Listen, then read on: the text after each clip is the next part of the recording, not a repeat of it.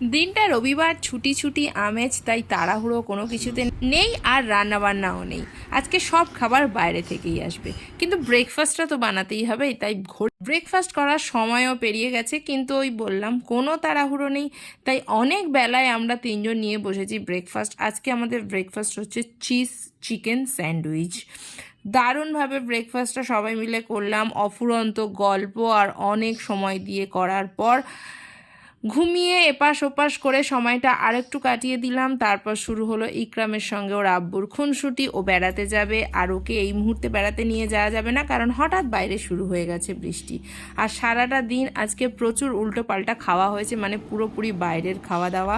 তো দেখছি রাতের বেলা সেগুলো হজম হতে একটু দেরি হচ্ছিল, তাই ফ্রিজ বার করে খেয়ে নিলাম কোলা।